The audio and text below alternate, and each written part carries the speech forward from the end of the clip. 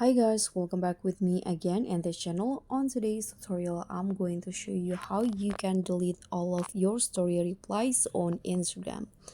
So in here, first you just need to open your Instagram first, and you can go to your profile, then click on the three lines icon at the top.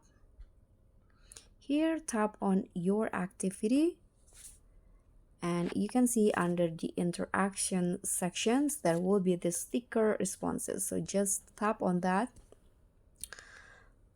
So all of these are my replies, story replies on Instagram. So what you need to do is just click on select if you want to delete all of them, and here you can just tap on the checkbox just like this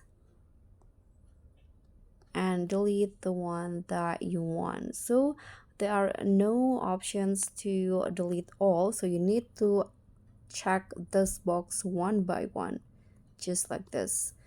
After that, you can click on delete and delete again. So that's pretty much all. Thank you so much for watching. Don't forget to like, comment, and subscribe. Also click on the thanks. Bye.